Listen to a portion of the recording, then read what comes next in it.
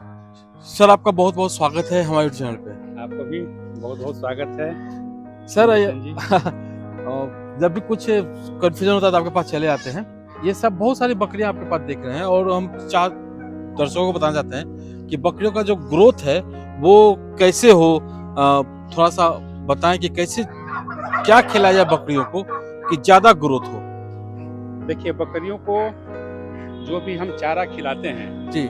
वो उसको पेट भरने के लिए खिलाते हैं, लेकिन एक पूरक आहार के रूप में हाँ। कंसंट्रेट बनाकर खिलाया जाता है, जिसमें प्रोटीन की मात्रा, कार्बोहाइड्रेट की मात्रा, फाइबर और वसा, इन सब का उसमें सोर्स होता है। कुछ उसमें मिनरल्स डालते हैं, कुछ नमक डालते हैं और कुछ उसमें उसके ऊर्जा को बढ़ाने के लिए ग्लूकोज यानी कि मोलेसिस का भी प्रयोग करते हैं थोड़ा सा। तो ये सब तो का इन सब को मिश्रण बनाकर बकरियों को खिलाते हैं, तो इससे इसकी ग्रोथ अच्छी खासी होती है।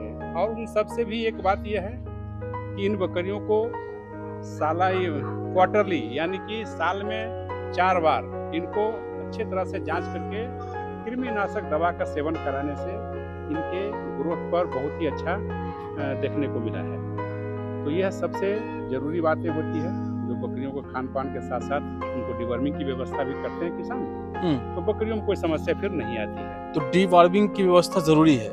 बिल्कुल जरूरी है। जिस प्रकार इसका भोजन जरूरी है उस तरह से इसके शरीर में, इसके पेट में वर्म्स का संभावना बढ़ जाती है, क्योंकि ये ग्रेजिंग करने के लिए जाती है बकरियां। तो हर एक 3 महीने के अंतराल पर आप कृमिनाशक दवा का किसान बंधु सेवन कराएं, तो बकरियों में ग्रोथ अच्छा देखने को मिला है। अच्छा, तो कृमिनाशक के जो इंटरनल है 2 तरह का होता है। हाँ, वो तो एक्सटर्नल और इंटरनल दोनों होते हैं, लेकिन आप एक भी प्रयोग करते हैं तो दोनों पर असर पड़ता है। या तो आप उसको कृमिनाशक दवा पिलाने के भी रूप में इस्तेमाल कर सकते हैं, और सबकुटेनियस एक इंजेक्शन के रूप में भी आती है, वो आंतरिक और बाह्य दोनों को समाप्त कर देती है। आप इनका भी किसान बंधु प्रयोग कर सकते हैं। सूखा चारा, हरा चारा, कौन सा चारा बेस्ट है इन बकरियों के लिए? देखिए, चारा तो दोनों प्रकार की चाहिए, सूखा चारा भी चाहिए, हरा चारा भी चाहिए। बकरियां तो खास करके हरे चारे के लिए ही ये बनी है, और हरा चारा अधिक मिले तो ज़्यादा अच्छी है। इसको फिर क्या कहने हैं, इसकी ग्रोथ तो और अच्छी होती है, क्योंकि ये खा करके ये पचाती हैं और उसमें हरे चारे में मिनरल्स वगैरह पाए जाते हैं। इसलिए हरा चारा जिन किसान बंधु के पास उपलब्ध हो वो खिलाते हैं, तो उनके जानवर का ग्रोथ और भी अच्छा आएगा। जहाँ पर इसकी कमी है वह सूखे चारे को खिला करके उसमें कुछ पूरक आहार के रूप में उसको खिलाएं, तो जो मिनरल्स आपने बताया। जी हाँ, तो उसमें भी अच्छा खासा ग्रोथ देखने को मिला है। तो हरे चारा में मतलब कि एक सिंपल घास होता है, एक नेपियर घास होता है, तो दोनों में बेहतर कौन है? देखिए, घास तो जो समय पर मिल जाए वो सब बेहतर है। सब बेहतर है। सब बेहतर है, क्योंकि थोड़ा बहुत का घासों में हर प्रकार का चारा दाना हो, उसमें थोड़ा सा का डिफरेंसेज होता है, तो वो कोई ज़्यादा मायने नहीं रखता है। लेकिन हरा चारा मुख्य सोर्स यदि कहीं पर उपलब्धता इसकी है, वो सबसे अच्छा माना गया है। अच्छा, एक है चारे की चर्चा आजकल मार्केट में हो रही, क्या है ये है, कैसे लोगों तक? ये हे चारे आजकल चर्चा नहीं हो रही है, ये तो काफी पुराने हैं। ये बकरियों के लिए हे या पशुओं के लिए हे चारे का इस्तेमाल करना बहुत ही ज्यादा अच्छा माना गया है, क्योंकि हरे चारे में नमी को निकाल दीजिए, उसको छाये में अच्छी तरह से सुखा लीजिए, वो हे बन जाता है। हे हरे चारे की अपेक्षा उसमें जितने भी मिनरल्स होते हैं वो सारे तत्व मौजूद होते हैं। बकरियों को हे बड़े चाव से खाती है। हरे चारे की अपेक्षा हे अधिक सुपाच्य होती है। ये बकरियां इसको पचाने में भी आसान है, प्लस इसमें रोग रहित होते हैं, इसे किसी प्रकार का समस्या नहीं है। कुछ बकरियां अत्यधिक खा भी ले तो भी कोई नुकसान नहीं है। उसको हरे चारे के बराबर समतुल्य होता है। सिर्फ एक ही चीज इसमें होती है कि नमी इसकी नहीं रहती है। तो नमी की वजह से पानी की कमी? नहीं, जब हरे चारे से नमी निकल जाती है वो हे बन जाता है, और हे बकरियां बड़े ही चाव से खाती है, खास करके उन स्थान पर जहां पर हरे चारे की बहुत ज़्यादा समस्या होती हो। वहां किसान बंधु जब हरे चारे उनके यहाँ उपलब्ध हो, वैसे समय उसकी तैयारी वो कर लें, और हे को आप स्टोर करके 1 साल 1.5 साल तक उसको रखा जा सकता है सुखाने के बाद। और वैसे समय में जब आपके खेतों में हरे चारे की समस्या हो जाती है, हरे चारे का उत्पादन नहीं होता है, या बकरियों को हरा चारा नहीं मिलता है, उस जगह स्थान पर आप हे का इस्तेमाल करेंगे तो उससे बकरियों में ग्रोथ अच्छा खासा देखने को मिला है।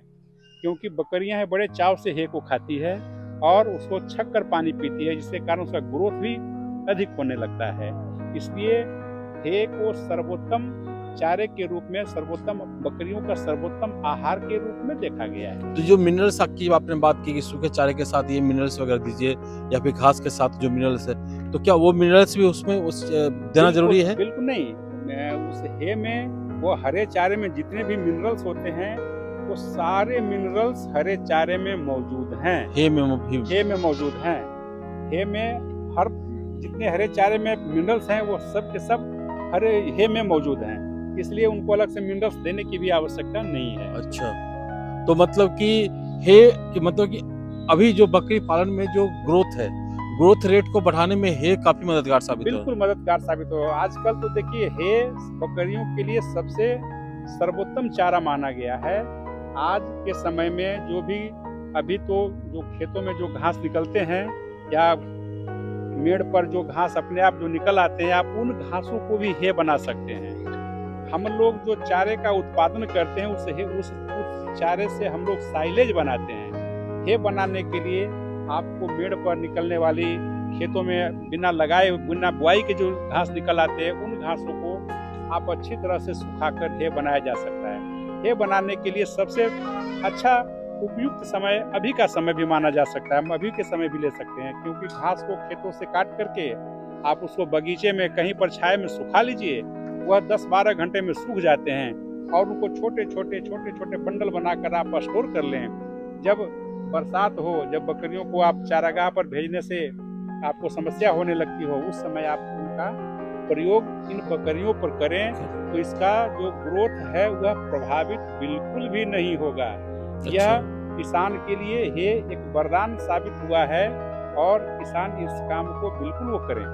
मतलब कितना % ग्रोथ हो जो ज्यादा देखने को मिलता है साधारण चारे के बनिस्पत इसमें? आप एक चीज को समझिए कि शरीर के विकास में पानी का जो सोर्स है वह है सबसे ज्यादा मायने रखता है।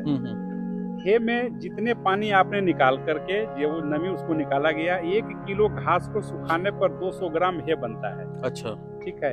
एक बकरियों को आप यदि 500 ग्राम हे खिलाते हैं तो 500 ग्राम हे का वह ग्रहण कर लेने के बाद जब उसको प्यास लगती है, वह 1.5 से 2 लीटर तक पानी वो पीती है, बकरियां पीती है। वैसी परिस्थिति में पानी का कंजम्पशन उसके बॉडी में अधिक होता है और यही कारण है कि उसका ग्रोथ थोड़ा तेजी से बढ़ने लगता है। तेजी से होता है। और ये खास करके सर्दी के मौसम में जब देखिए कि आम पशुओं की अपेक्षा अन्य बकरियों को ग्रोथ में कमी जब आती है, वैसे ही समय में आप यदि हे का सर्दियों के मौसम में भी आप बकरियों को हे खिलाते हैं तो उसमें जो उसके ग्रोथ बढ़ने की जो शारीरिक विकास की जो गति है वह भी प्रभावित कम होती है।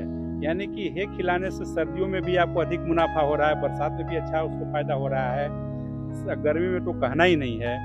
यानी कि हर मौसम के लिए हे पर्याप्त चारा होता है बकरियों के लिए और उनको किसान संरक्षण करके बकरियों पर प्रयोग करें तो इससे सुपाच्य और इससे सस्ता कोई भी चारा नहीं होता है। क्या कॉस्ट कटिंग हो जाता है इसमें?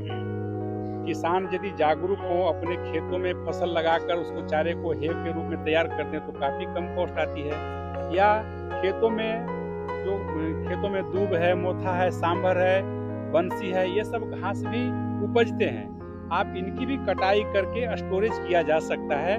वो बकरियां बड़े चाव से खाती है। इसमें तो कोई कॉस्ट नहीं है, उनका सिर्फ लेबर कॉस्ट जो लगे, बाकी तो परचेजिंग का तो कोई खर्चा है नहीं, ना उत्पादन का खर्च है इसके अंदर। तो इतना बढ़िया व्यवस्था है हमारे प्रदेश में जिसको कि हम इसके हरे चारे को संरक्षण कर सकते हैं। किसान को इन चीजों को अपनाकर बकरी पालन में लागू करना चाहिए। इससे उनको अधिक मुनाफा होगा, उनको लागत खर्च कम आएगी। अच्छा, तो मतलब कि उनके पॉकेट जो बजट है, जो खर्च है, वो काफी हद तक कम जाता है। बिल्कुल कम जाएगा। जैसे अभी आज के समय में देखिए, मेहनत से थोड़ी मेहनत तो लगेगी, आप या तो करें या किसी मजदूरे को रख करके भी आप इस काम को कराया जा सकता है। उसमें उतनी जितनी भी उसको खर्च आएगा वो वही खर्च आएगा। बाकी चारे को आप संरक्षण करने के लिए उसको भंडारण कर लें, और आप समय अनुसार जितनी बकरी हो उसी के क्षमता के अनुसार आप हे तैयार करके आप रखते जाएं। हे बनाने के लिए आपके पास सालों भर पर्याप्त समय होता है। 2-3 महीने जहाँ बरसात अधिक होती है, धूप कम निकलते हो, हवा का बहाव कम होता है, वैसे समय में आप हे को बनाना मुश्किल थोड़ी होती है। बाकी समय में आप हे को आसानी से तैयार करके स्टोरेज किया जा कर सकते हैं, और ग्रोथ भी इधर एक तरफ आपका खर्च कम हो रहा है और उधर ग्रोथ ज्यादा हो रहा है। ग्रोथ अच्छा, क्योंकि आज के समय में भूसे का, दाने का, हर चीज का कीमत बढ़ते जा रहा है। उसी के लिए किसान थोड़ा सा जागरूक होकर यदि वह खेतों से घास की कटवाई कराकर उसको सुखाकर स्टोरेज कर लें तो बकरियों के लिए एक वरदान साबित हो रहा है। एक पूरक आहार के रूप में हे पर्याप्त है। हे सब तरह से अच्छे हैं बकरियों को खिलाने के लिए। बकरियों के लिए हे वरदान साबित हो रहा है, और बकरी पालकों के लिए इसका ग्रोथ है, क्योंकि जब ग्रोथ होगा तो इनकम बढ़ेगा, और इनकम बढ़ेगा तो यानी कि फीडिंग कॉस्ट आपका बिल्कुल कम हो जाएगा। बिल्कुल कम हो जाएगा। थोड़े से आप दाना का जो मात्रा खिलाते हैं उसमें भी आप थोड़ी कमी कर सकते हैं यदि आप हे का प्रयोग करते हैं तो। हे बकरी के लिए सबसे सुपाच्य और सबसे सस्ता और सुगठित चारा के रूप में शुरू से इसको देखा गया है। यह किसान इसका अनुकरण लोग कम करते हैं क्योंकि उसमें थोड़ी मेहनत लगती है और किसान उससे भागते हैं, पैसा लग जाए मेहनत न लगे। यह सिलसिला जब चलता है तो वहाँ पर मुनाफा बकरी पालन में कम देखने को मिलता है, लेकिन जैसे ही आप थोड़ी सी इस पर आप मेहनत कर देंगे तो आपका खर्चा कम होगा, इनकम अधिक हो जाएगा। बिल्कुल सही बात कहा सर कि लोग आजकल आराम पसंद हो गए हैं, मेहनत नहीं करना चाहते हैं। अगर मेहनत करेंगे या फिर अगर मेहनत करवाने की क्षमता है, लोगों को रखने की क्षमता है, तो उनसे आप घास को कटवाइए, सुखाइए और उसको रख दीजिए स्टोरेज करके, बंडल बना करके, जैसा सर ने कहा है। तो आपका जो है मतलब कि जो खर्च है पशुपालन में, बकरी पालन में, वो कम होगा और आमदनी जो है इनके ग्रोथ की वजह से आपका ज्यादा होगा। सर आपने काफी अच्छा और काफी महत्वपूर्ण जानकारी हमें दी है। आपने हमें समय दिया, हमारे दर्शकों को समय दिया, उसके लिए आपका बहुत बहुत आभार। तो दोस्तों उम्मीद है आपको ये वीडियो अच्छा लगा होगा। अच्छा लगा हो तो लाइक कीजिए, शेयर कीजिए, सब्सक्राइब कीजिए हमारे चैनल को।